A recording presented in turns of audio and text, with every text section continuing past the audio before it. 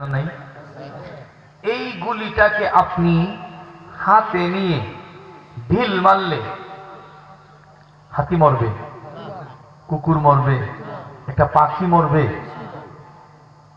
এটা কি গুলির দুর্বলতা না জায়গা মতো বসাইয়া মারা হয় নাই?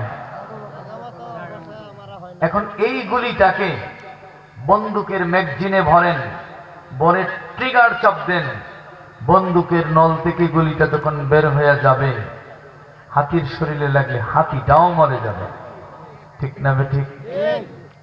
তাহলে গুলির পাওয়ারে বেশ কম হলো নাকি জায়গা থেকে যাওয়ার কারণে শক্তিশালী হয়, আর বেজায়গা থেকে গেলে গুলির শক্তি থাকে? তাহলে কোরআনের আয়াত শক্তিশালী, গুলির চাইতেও পাওয়ারফুল, কিন্তু যে জবান থেকে মারবেন এই জবানটা যদি পবিত্র জবান না হয় তাহলে আপনার পানি ফোড়ায় আপনার ফুতে কাজ হবে না। কারণ এই জবান দিয়ে মিথ্যা বলি, গীবত করি, অশ্লীল কথা বলি, অনর্থক কথা বলি, কাউকে গালি দেই, ওয়াদা খেলাফি করি, কথা বলে মানুষের দিলে দুঃখ দেই। সেই জবান থেকে যখন কোরআনের আয়াতের ফু বের হবে এটা কোনো কাজে আসবে না, কারণ এটা হাতে গুলি ঢিল মারার মতো, জায়গার থেকে তো বের হয় নাই। কিন্তু জবানটা যখন আমার হবে বন্দুকের নল, এখান থেকে যখন কোরআনের আয়াত বের হবে এটা এত শক্তিশালী হবে। একজন বুজুর্গ পানির মধ্যে ফু দিয়েছেন, নিয়ে যাওয়ার পথে মুরিদ মনে করলেন একটা ফু দিছে আর তেমন কি হবে, দূর থেকে পানির মধ্যে ফু দিছে, লাগছে কি লাগছে না এটারও ঠিক নাই। বিশ্বাস না করে পানির মধ্যে ফেলাইয়া দিছে ওই গ্লাসের পানি, সাথে সাথে পুকুরের গোটা পানি টকবক টকবক করে ফোটা শুরু হয়ে গেছে। আল্লাহওয়ালাদের জবানের কালামের মধ্যে পাওয়ার আছে না নাই?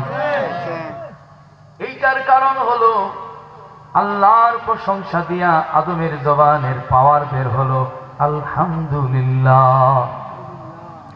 সুম্মা আলবাসাহু সিয়াবাল জান্নাহ, অতঃপর আদম আলাইহিস সালামকে জান্নাতের পোশাক দিয়ে দেওয়া হলো। সুম্মা আদখালাহুল্লাহু জান্নাতাহু, অতঃপর আদম আলাইহিস সালামকে জান্নাতে প্রবেশ করিয়ে দেওয়া হলো। এইবার বুঝে থাকলে বলেন আদম আলাইহিস সালাম কোথায় আছেন? জান্নাতে থাকেন আদম আলাইহিস সালাম, জান্নাতের গাছের ফল খান, জান্নাতের নদীর মধ্যে মাছ, সেই মাছ তিনি খান।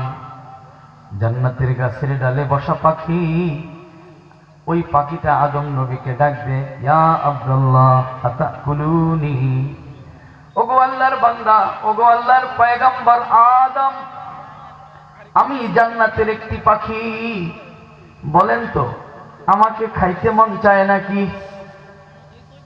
আদম আলাইহিস সালাম জবান খুলে বলেন না, মনে মনে একটু আশা, বাস্তবেই যদি এই পাখিটা খাইতে পারতাম। সাথে সাথে পাখিটা বোনা হইয়া চোখের সামনে চলে আসে।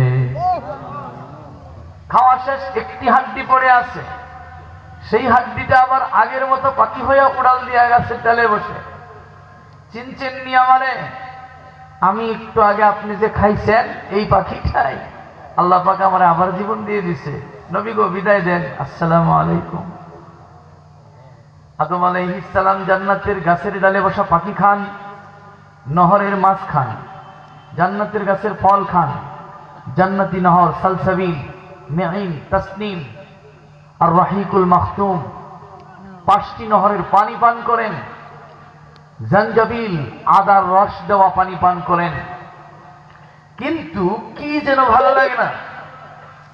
নবী আলাইহিস সালাম বলেন, আবু হুরায়রা কি যে ভালো লাগে না, আমার